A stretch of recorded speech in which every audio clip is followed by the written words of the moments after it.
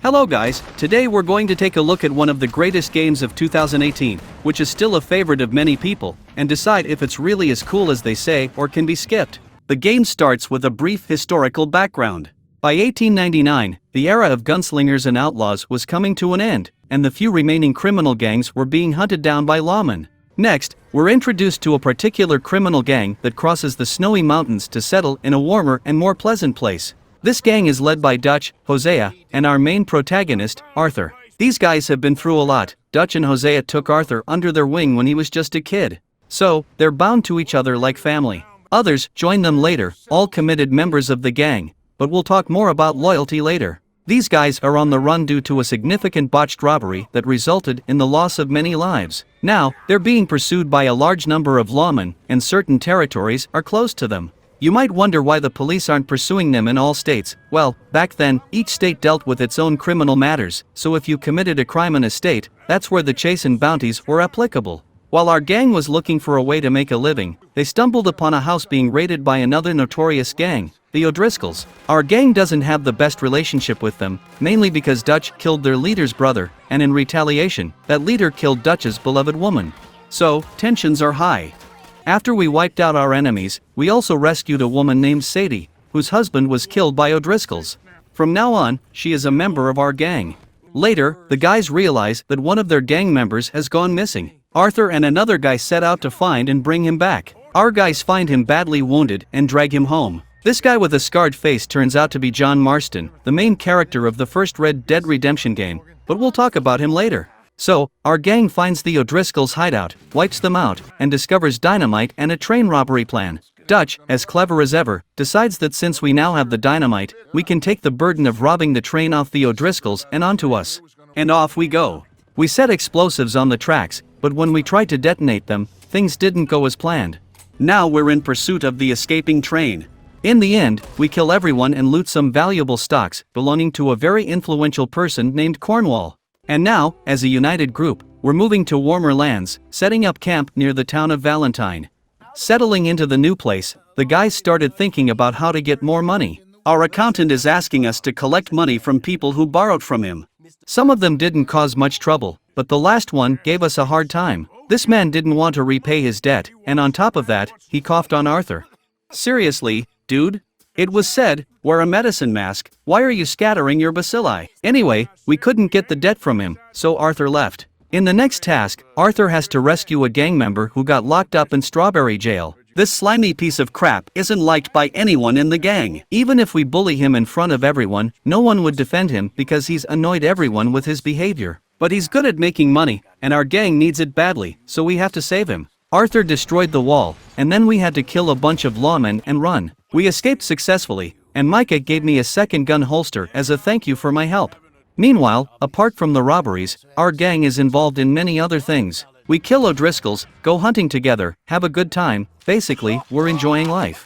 One day, Arthur receives a letter from his ex-girlfriend, asking to meet. Since Arthur still has feelings for her, and it seems she does too, he goes to meet her. Despite their feelings, they can't be together because of Arthur's lifestyle, which she and her father dislike. Mary asks for our help to find and bring back her younger brother, who joined some sketchy cult. As soon as the guy saw Arthur, he started yelling, asking us to leave him alone, and he ran. We caught up with him quickly and stopped him from shooting himself. After that, Arthur took him back to his sister.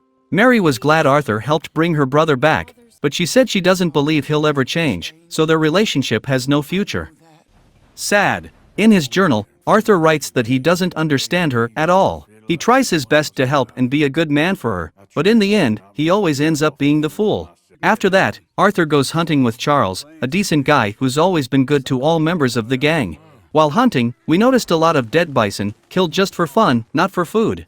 We didn't like that, so we decided to find out who was behind this crime. Eventually, we confronted two guys who initially didn't want to talk, but a few punches to the face made one of them change his mind. He said they did it on purpose to make people think it's the Indians brutally killing animals, trying to stir up local law enforcement against them. To prevent spreading such dumb ideas, I killed those idiots, and we headed back to our camp.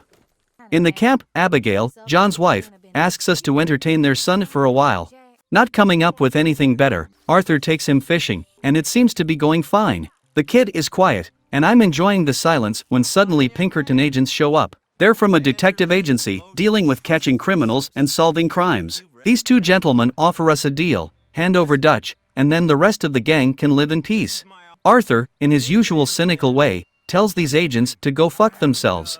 And as soon as they left, Arthur and Little Jack headed back to camp to warn Dutch and the others about the impending threat. Dutch decides not to do anything for now, which Arthur doesn't quite like, but he has to agree, as Dutch is usually responsible for making all the important decisions, and it has been okay until now. Until now. After that, we had a stagecoach robbery with Micah. In general, it was nothing special. We easily got the money, and later, along with John, Charles, and the new, amusing gang member, we decided to rob a train. To do this, our group stole a tanker full of fuel, parked it on the tracks, and managed to stop the train. While the guys were robbing people, the police showed up, and we had to shoot our way out. Anyway, everything went well, we escaped and got the money. After this event, John came up with the idea to earn more money in a slightly unconventional way. The guys found someone's flock of sheep and herded them into town to sell. They didn't manage to earn much money and decided not to engage in such activities anymore. Later, when our gang gathered together to have a drink at the local bar and discuss gang matters, out of nowhere Cornwall showed up with a bunch of cops. It was him whose valuable stocks we stole from the train at the beginning of the game. And now this man declares that if Dutch doesn't surrender, they will kill our mates. Arthur decides to remove Cornwall's leverage and personally shoot his companions. However, due to the alcohol he drank, he misses, and now we have to have a shootout. By the way, the shootouts in this game are quite cool. Because the game itself is unhurried, these action moments are really enjoyable. In the end, our gang managed to escape, and back at camp, Dutch tells us that we need to move to another place, as the police have found out about our current camp location. While Charles and I were looking for a new good spot, we stumbled upon a frightened German family. Somehow, they managed to explain that their father had been kidnapped, and Charles persuaded Arthur to help them. In the end, we found him in some camp, freed him, and led him back to his family. Eventually, our gang decided to settle in the place of that camp, as it's a quite beautiful and secluded spot.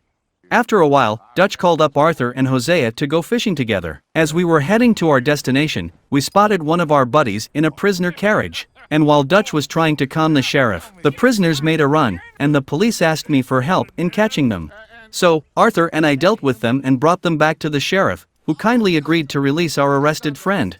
Our liberated pal shared some info about this region. Turns out, in this area, there are two big families who ain't exactly fond of each other. We took note of this and headed off fishing, just like we'd planned. You know, fishing ain't everyone's cup of tea, and I've never been a big fan of it either. But this vibe, when three longtime buddies are fishing together, spinning tales, and reminiscing about their old times, it's pretty damn cool. At some point, I got so involved in these stories that I even forgot I was fishing. I was fully engrossed in that soulful conversation. And when the guys started belting out songs on the way back, I was pleased as ever. I couldn't wait till the dish was done. Threw her on the floor and knocked off something.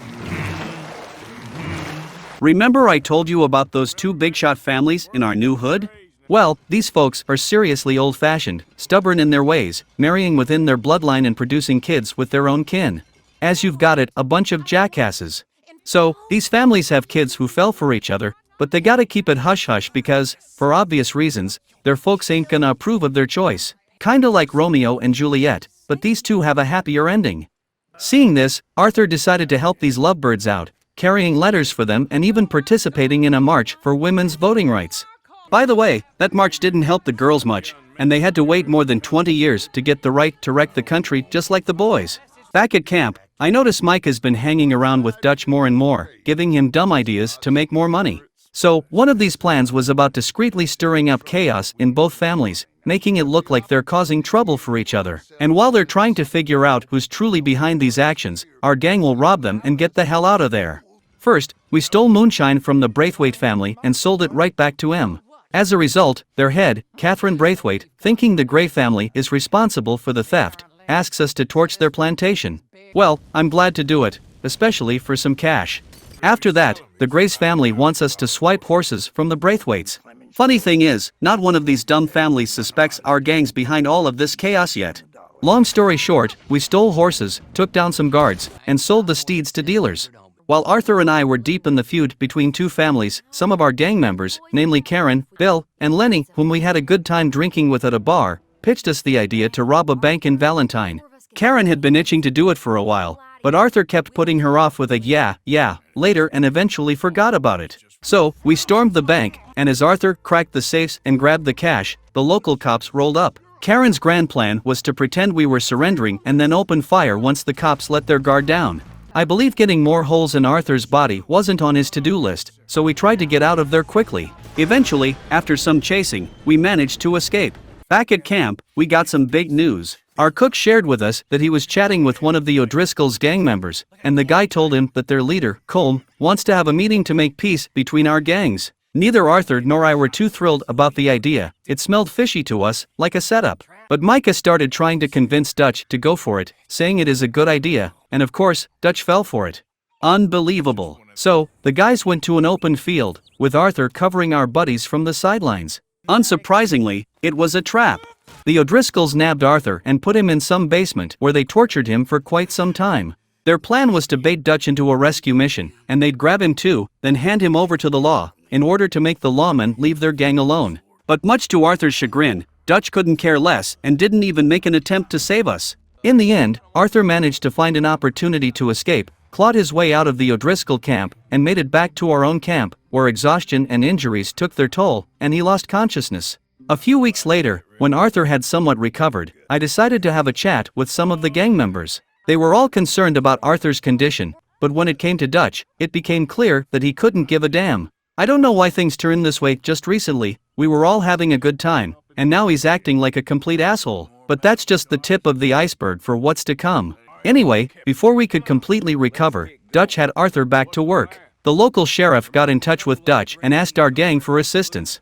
So, when Arthur, Bill, Micah, and our newest gang member got to town, all hell broke loose. Our new member got killed instantly, Bill got taken hostage, and Arthur was forced to solve these problems. After we gunned down all the lawmen, tempers flared. Our guys started to quarrel, blaming each other for the death of their comrade and for all the recent failures of the gang. I knew why Arthur was mad. I felt kind of sorrow too, as a genuinely good funny man died. He was the person who once proved himself as a reliable buddy, saving Arthur's life. And now, those who truly deserved death were pointing fingers at Arthur. In the end, without resolving the conflict, we went our separate ways. But the problems didn't end there. Back at the camp, Abigail informed us that her child had been kidnapped, the same boy we went fishing with. One of our partners noticed that the people who took the child were from the Braithwaite family. Therefore, the decision was made for the whole gang to head over and teach those bastards a lesson. We arrived at their estate, demanding the return of little Jack, but they resisted, and Dutch finally lost his patience and opened fire. After wiping out their vile family, we found Catherine, the head of the family. At first, she refused to reveal the child's whereabouts, but we forced her to talk. Upon learning that they had handed him over to a man named Angelo Bronte in the city of St. Denis, as a token of gratitude for the information, we shot her son right in front of her eyes and set her mansion ablaze, because why not? The next day, the gang decided to discuss how to get Jack back. While we were talking about it, those damn agents paid us a visit and asked Dutch to surrender so they would leave the rest of us alone. In response to such an offer, we unanimously told them, Get out of here. After the agents left, our gang decided it was time to move urgently. For our new home, we chose the place where not long ago Arthur and Lenny had stolen a wagon loaded with weapons. Now, Dutch and I are heading to St. Denis to gather some information about Angelo Bronte. Men discussed their dislike for cities, describing them as repellent. However, in my opinion, St. Denis is a beautiful city. Just look at these cobbled streets, lights illuminating everything. I'm truly enjoying it. Eventually, I thought that since Arthur and I were in the city, it's time to tidy ourselves up to blend in. We went to the barber, as Arthur was looking a bit scruffy after the recent events. We got dressed up a bit, well, sort of. You know, I feel that if Arthur's gaze could kill, I would be dead already, because the expenses for this makeover amounted to $700. First things first, when you get to a new town, where do you go? Right to the bar. There, one of the local drunks told us that some kids in an alley might help us find Angelo Bronte. These little rascals immediately conned Arthur out of some money and even robbed him. After a brief chase, we ended up at the hideout of these kids. Local Oliver Twist, in his cheeky manner, finally told us where to find Bronte. Arthur passed on all this information to Dutch and John, and we all headed to see this Italian mister. The conversation didn't start off well, but then this person proposed a deal. We help him with a certain matter, and he'll give us Jack back. He wants us to kill some grave robbers in the cemetery. We swiftly dealt with them, and Jack was given back to us. As we were heading home, Dutch told us that Mr. Bronte had invited our gang to a fancy party where all the elite of society would be present. So, it was decided to attend this event. Back at home, we celebrated the return of little Jack. I really enjoy these gatherings around the campfire with the whole gang. They're so cozy, everyone's having a good time, drinking, singing, and telling stories. The next evening, Dutch, Hosea, Arthur, and Bill, dressed a bit more formally, went to a party hosted by the local Great Gatsby. There, Mr. Bronte insulted all the guests, calling them scoundrels. He also informed our gang that there were plenty of opportunities in the city to make money, mentioning a trolley station as one such place. Dutch took note of it, and now it was time to talk to the attendees of the event. During these conversations, Arthur overheard a discussion mentioning Cornwall, the wealthy man whose train we robbed at the beginning of the game. After a while, our group headed back to camp. There, Dutch decided that the next day we would rob the trolley station and use the money to relocate to Tahiti. The plan was intriguing, but it turned out that the Italian man had set us up. There was no money at the station, but instead, a horde of lawmen was waiting for us. Eventually, we had to run. Back at the camp, Dutch concluded that this betrayal couldn't go unanswered and decided to take revenge on Angelo Bronte. He made a deal with a boatman, and under the cover of the night, we headed to our Italian friend's mansion. I took care of his men, and Angelo Bronte was kidnapped. In the end, Dutch drowned him in the river, shocking the whole gang. Seriously? They acted as if they had just met each other 2 minutes ago, and as if they had never killed people before. The next morning, our gang contemplated a new plan to rob a bank in St. Denis, after which we could escape on a ship to Tahiti. We took all the useful members of the gang and headed to the city. Hosea diverted the police's attention, so we could more easily rob the bank. Things seemed to be going well until the agents captured John and Hosea. Agent Milton threatened to kill our people if we didn't surrender. We couldn't negotiate, and the poor man died. Chaos ensued. The streets were swarming with lawmen, bullets flying everywhere. We tried to escape the chase by moving on rooftops. And as we ran, our friend got shot. Damn it, Lenny. Why him and not someone else? They always take away the nice people, so unfortunate. By the way, the police put John in jail, but that was left behind the scenes. In the meantime, we found a good hiding spot in a house. The gang decided that returning to camp wasn't an option, considering the police were searching for them. It was decided to wait until nightfall, then sneak aboard the ship and escape, but once the chaos had subsided, to return to the rest of the gang. In the end, we managed to sneak onto the ship, and just as I started to think that things couldn't go worse, a storm began to rage. The ship was rapidly sinking along with all our loot. And Arthur, nearly drowning, eventually came to his senses on some kind of island.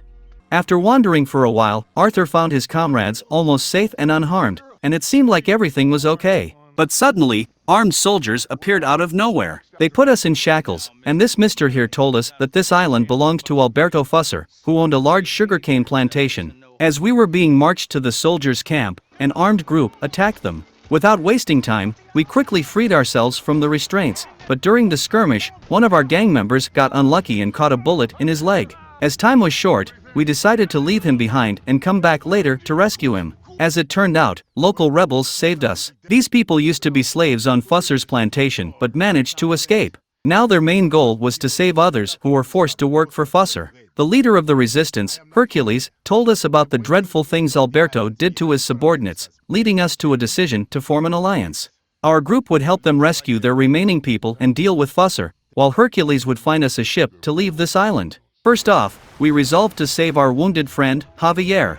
Dutch had found a woman who could guide us to the soldiers' camp through the caves. Initially, things went smoothly, but she started demanding more money for her service, which displeased Dutch, and he ended up killing her. Arthur didn't approve, and he shared his concerns about Dutch's recent strange and aggressive behavior. In response, we only heard Dutch say that it was all for survival, that he had a grand plan, and so on. Oh well. Creating a diversion, we rescued Javier from his cell and started running, at the same time defending against soldiers' gunfire. Eventually, we managed to escape. After saving the remaining captive slaves for our new allies, a dreadful event occurred. Soldiers of Fusser's army attacked the fortress where we and the rebels resided. We had to kill many people first, then sink their ship. Hercules informed us that the ship's captain, the one who could help us leave the island, was captured, and we needed to rescue him. Under the cover of night, we entered the enemy camp, freed the captain, and took down the main villain. Now we could come back to America. Returning to the mainland, Arthur's first priority was to search for our left-behind members of the gang. They weren't at the last camp, but detectives had arrived there. As the gracious host, I fed my guests with lead and afterward found a letter in the house that provided information about our friends' whereabouts. Arthur and I eventually found them in a makeshift camp. Everyone was overjoyed to be together again. Dutch gave his usual speech about how everything would be fine soon, and he would solve all problems. But then, the lawmen appeared. A shootout erupted, and in the end, Dutch decided that these lands were no longer safe, and we needed to leave as soon as possible. Abigail immediately pointed out that they couldn't leave while John was still imprisoned and needed rescue. Dutch responded that it wasn't the right time and without giving a damn, left. Arthur and Sadie, not willing to wait for their leader to decide on rescuing their friend, agreed to meet in the saloon to discuss the plan for saving John. Shit happened while Arthur was heading to meet Sadie. He started feeling unwell, began losing consciousness, and coughed up blood. A kind passerby helped him reach a doctor, where he was informed that Arthur had tuberculosis and didn't have much time left to live. Although I had suspected how Arthur's story would end, seeing this scene made me feel miserable and upset. After all, I had spent quite a few weeks with Arthur, and somehow, I had grown attached to him. He had become somewhat of a friend. From this point on, the narrative shifts. If the first half of the game had been cheerful and lively, now we are entering a period of introspection and redemption. After this, we talked to Sadie about what happened, and our group set out to find John. Sadie found someone who could help Arthur reach the presumed location of our friend. After enjoying a hot air balloon flight, we managed to locate John. Since we couldn't help him at that moment, we decided to leave and create a solid plan. During our discussion, Sadie informed us that the lawmen had captured the leader of the O'Driscoll's gang, and he would soon face a public hanging. However, we will come back to that moment later. It was time for the gang to relocate to a new area. I brought along Charles, a trustworthy companion, and together we searched for a good spot for the new camp. Eventually, we discovered a suitable cave, but it was occupied by some freaks who took pleasure in torturing others. Without hesitation, Charles and I quickly dealt with these bastards. Inside the cave, we encountered a frightened woman, freed her, and out of compassion, Arthur decided to escort her to town. He reunited her with her family, and unexpectedly ran into Mrs. Downs, the widow of the farmer who had infected Arthur. Following her husband's death, she turned to prostitution, and her son took up work in a mine. When Arthur visited him, he noticed that the boy was being harassed, and Arthur stood up for him. Giving Archie money for a fresh start, Arthur asked him and his mother to leave the town and begin a more dignified life. The boy agreed, but his mother objected. She refused to accept money from a bandit and continued with her life of a call girl. With the help of her son's guidance, we managed to locate her, frightened away her client, and engaged in a heartfelt conversation. Arthur begged Mrs. Downs to set aside her pride and consider her son's future. Eventually, she agreed, and we escorted her back home, provided additional funds, extended apologies for past actions, and with a clear conscience returned to camp. An unpleasant situation happened there. Dutch's current girlfriend, while being drunk, arrived at our camp and began insulting Dutch. She claimed to love him despite the poor size of his dick, but he never loved her back. Seeking revenge, Mary Beth said she had passed all of the information about gang's plans to the Pinkertons. Dutch and the others were furious, willing to kill her. Arthur tried to explain that Molly was drunk and talking nonsense, and while everyone was considering what to do with her, Lady Grimshaw, with the help of a shotgun, put an end to the matter. Now the vibe in the gang was definitely ruined. Everyone was tense, so in order to temporarily escape this chaos, Arthur decided to embark on a short journey to spend some time alone with his thoughts. To take a break from all of this, Arthur went to help Penelope. She was the girl from the Braithwaite family who had fallen in love with the son of their rival Grey family. Their relatives had tormented these young lovers, preventing them from being together. Arthur and I helped the young couple escape persecution, wished them well, and provided them with a chance for a happy ending. There were also pleasant, heartfelt moments with both new and old acquaintances of Arthur. We spent quality time with a war veteran, assisted with charity work, and shared moments of revelation with a nun. We helped Arthur's former lover and went with her to a play. Arthur tried to do as much as he could, to truly live for himself and help those he could, before the end of his life. It was time to rescue John. With Sadie, we sailed to an island where our friend was being held captive. Took one of the guards hostage, and after a few threats to the lawmen, we managed to free John. Surrounded by flying bullets, we ran towards our boat, escaped successfully, and on our way back to the camp, we informed John about what had happened during his absence. When we returned to the camp, Dutch started scolding us, claiming we were fools who disobeyed his orders and ruined all his plans. However, as we later realized, Dutch was a big planner, and we would see more of his analytical skills as the story unfolded. As time went on, Dutch started spending most of his time with this mustached asshole, and this guy had a really bad influence on Dutch. He's like a little rat, constantly running around him and whispering dumb ideas, all while praising our naive friend. "You're so great, Dutch. You're doing everything right, Dutch. We need money at any cost, Dutch. If there was a chance, I would have drowned him in a ditch already, seriously." In this mission, a brilliant idea came to Dutch's mind. He decided to try and make a deal with Cornwall to get the hired detectives off our gang's back. The only dumber plan would be making peace with the O'Driscolls, right? We hid at the docks, and when a ship arrived with our foes, Dutch jumped out of hiding and, through threats, tried to persuade Cornwall to leave the gang alone. Predictably, he got a response along the lines of "screw off," and in a fit of anger, Dutch killed the guy. Now a bunch of lawmen were on our tails, so we had to run and shoot our way out of there. Damn it, Dutch is such a smart boy. In the last mission, he was yelling at Arthur for saving John, and now in the next mission, in front of a bunch of people, he kills a person with significant influence in these lands. What a genius move.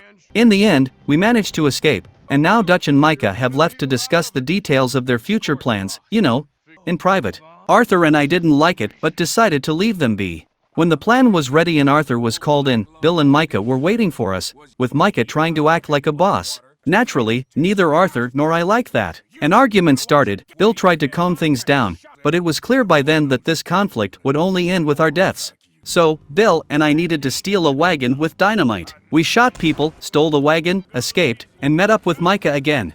He wanted John and me to plant explosives on a bridge so that when a train went over it, we could blow it up. Back at camp, while Dutch was telling us about his next mind-blowing plan, the camp was visited by Native Americans. You might ask what they were doing there. Well, once upon a time, Arthur met the chief and his son in town. They asked for my help, needing to steal some documents from a factory to stop being harassed. I did it for them. But, as you already figured out, it didn't help them much, and now they came back to ask our gang for help again. The guys had told us that the soldiers had taken their horses, so the Indians couldn't even hunt. Dutch suddenly became a do-gooder and decided to help them. As we headed to the designated spot, Dutch started telling tales about how good people we were. Our gang helped those in need and took down bad people. Arthur and I were a bit shocked by these words since neither of us could recall a single time when Dutch selflessly helped anyone. In short, we sneaked onto the ship quietly, took down the soldiers, retrieved the Indian horses, and sailed back to the shore with them. There, Dutch pretended that he wanted to help the Indians and join their fight against the soldiers.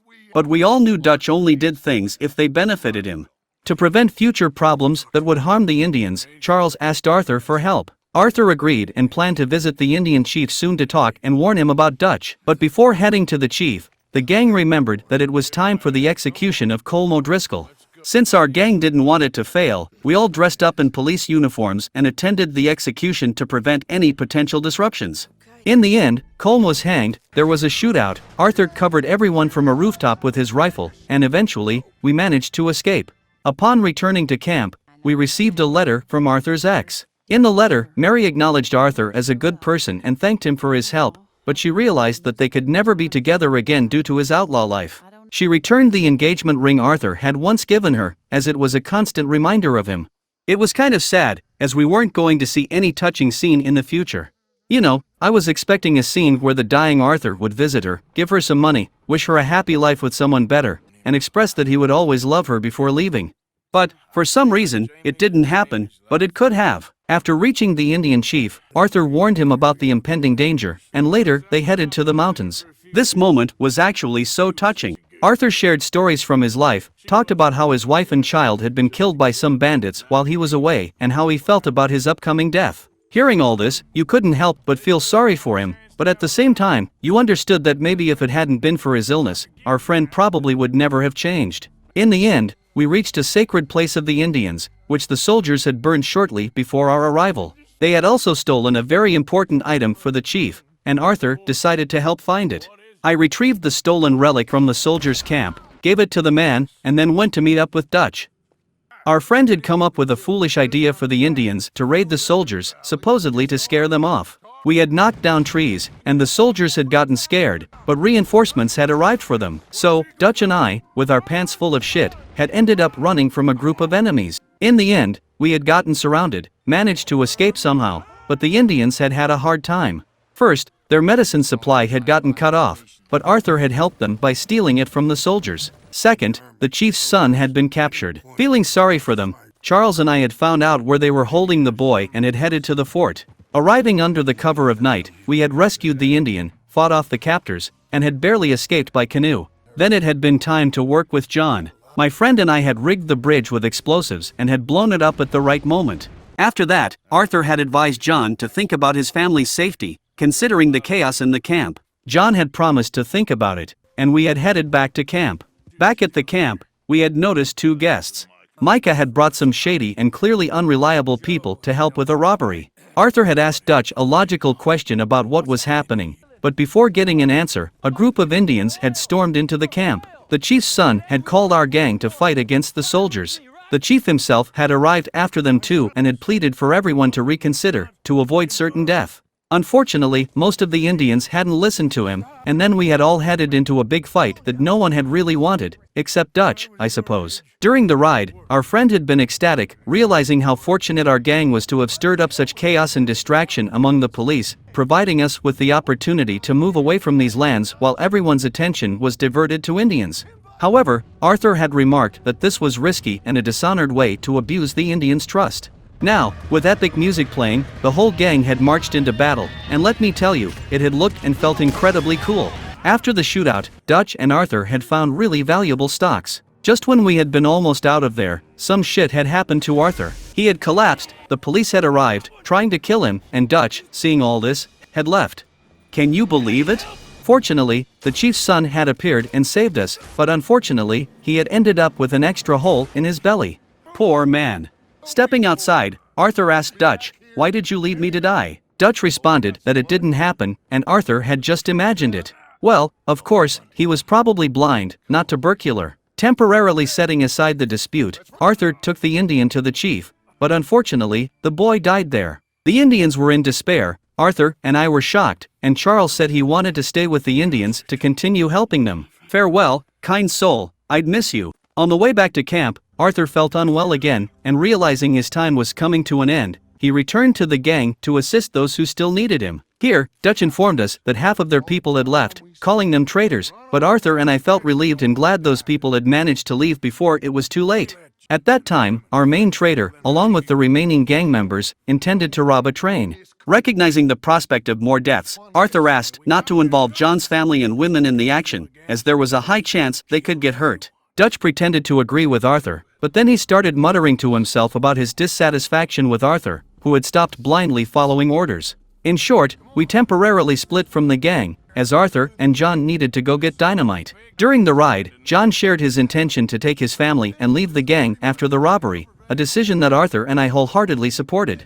The plan for the robbery was as follows: when the train stopped, we would board and take it over, but of course, the train didn't stop, and we had to chase after it. We managed to catch up with the train, killed the guards, shot from the machine gun, and while we were fighting off lawmen, John got shot, but Dutch assured us not to worry as he promised to take care of it. Arthur, Sadie, and Bill collected the money, and just when it seemed like everything had ended fine, we received the following news. Dutch said that they couldn't save John, and he had died. On the way to the camp, we met Tilly with John's son. She told us that the lawman had taken Abigail, who was John's wife. Arthur said that we needed to rescue her, as leaving the child completely orphaned wasn't an option. Micah pressured Dutch, saying they had plenty of money now, and they shouldn't care about the woman, nothing would happen to her. Dutch agreed, and Arthur, not being able to believe his ears, started to plead with Dutch to reconsider, but it was useless.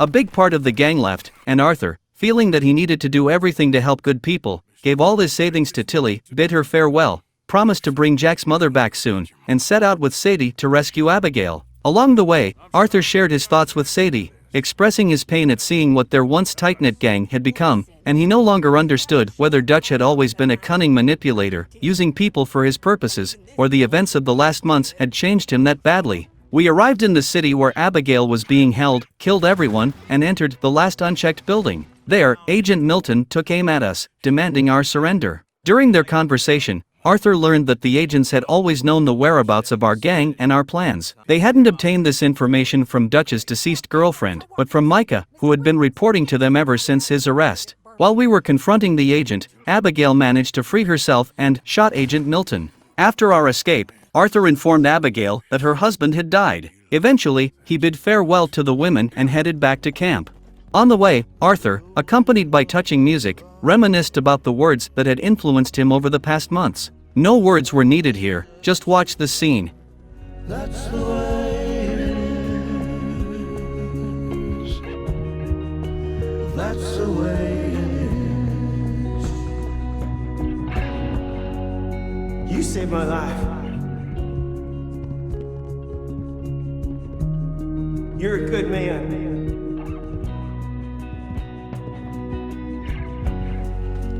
Thank you, fella. You know there ain't enough kindness in this world, that's for sure.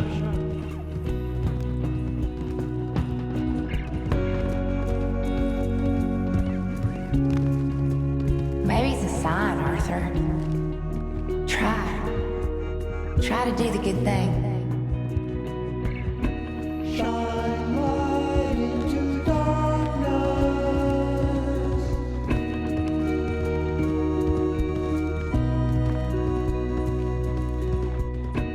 Shine light into darkness.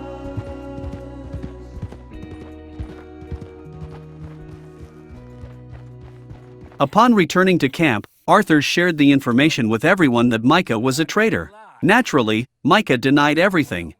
Dutch seemed to have lost his mind and couldn't decide whom to believe anymore. But even after Micah shot one of our gang members who had sided with Arthur, Dutch still believed him. But that's not all. As it turned out, John is alive, and Dutch, like a total asshole, had left him to die. The lawmen appeared, a shootout ensued, and John and I did our best to escape their pursuit. However, the Pinkertons shot my beloved horse. Inhuman, really. And even in the face of death, you could see Arthur finding the time to bid a heartfelt farewell and express gratitude to his faithful steed. It was heartbreaking. Now, we had a choice, to return for the stolen money to the camp or to help John. Arthur and I, without a shadow of a doubt, decided to help our friend. We ran from the agents through the mountains, but in the end, Arthur realized that he couldn't go any further, as death was literally closing in on him. So, he handed over his belongings to John, said his goodbyes, and did his best to hold off the pursuers. Suddenly, Micah attacked us, and a fight ensued. In the end, when we had nearly killed each other, Arthur crawled for his revolver to finish the job.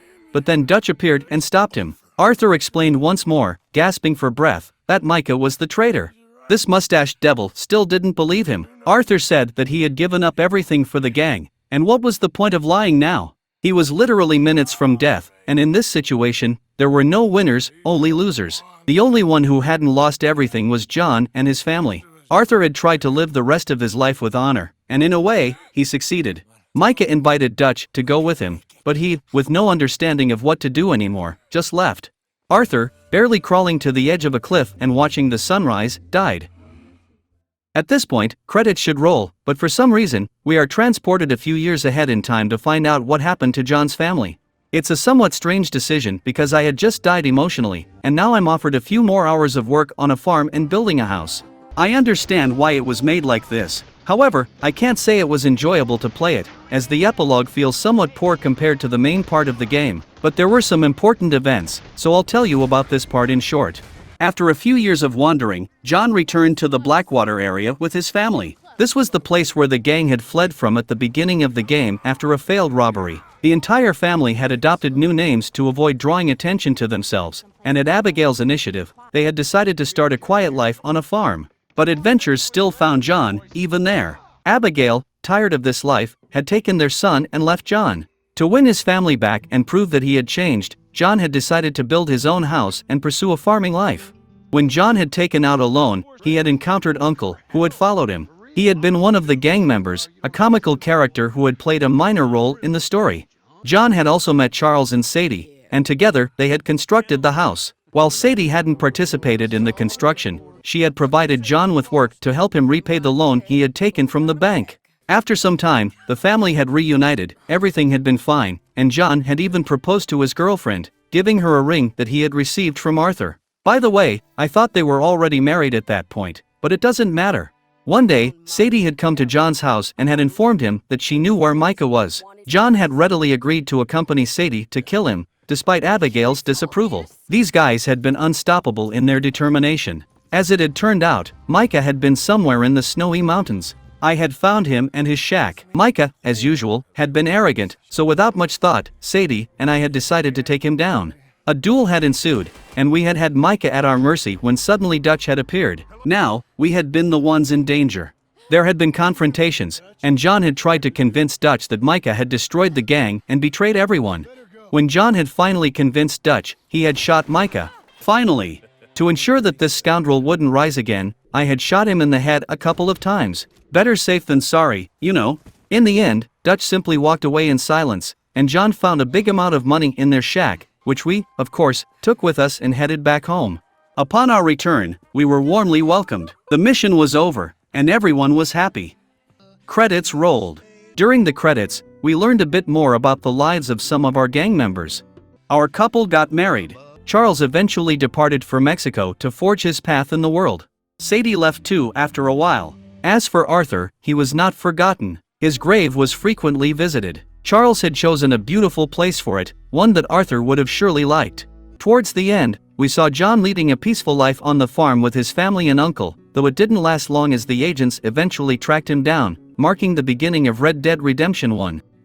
In general, I thoroughly enjoyed the game. It's very heartfelt and cool, with a good story that evokes both sorrow and joy. The characters in Red Dead Redemption 2 come to life, as does their entire world. The game offers a balanced mix of relaxing and action-packed moments. Its beauty and meticulous attention to detail are unquestionable. Even after completing the game, I continue to discover intriguing details, and these things create a sense of magic where the lines between reality and the game blur, allowing you to immerse yourself in the story, experiencing it through the eyes of Arthur Morgan. Speaking of Arthur, what a fantastic character he is, charismatic and morally complex. Embarking on this journey with him makes you wonder, is Arthur a good or a bad person? The story leaves room for contemplation, especially as you peacefully roam and explore this big and truly beautiful world, filled with interesting events and discoveries. The fact that the world is large and well-filled is impressive. In general, open-world video games don't surprise anyone anymore, but how many of them are truly good detail to the smallest things? Not many.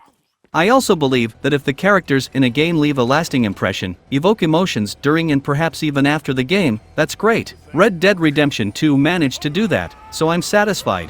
However, I won't deny that the game might initially appear slow to new players, particularly in the early chapters. Yet, if you invest some time in it, you'll find yourself gradually drawn in, losing track of the hours spent playing poker, hunting legendary animals, solving the game's mysteries and puzzles, and, in essence, living within this world. So, at this point, I say goodbye to Arthur. Don't forget to pay your respects to him too by typing F in the comments. Whether you've completed the game or are planning to do so, feel free to share your thoughts. See you soon.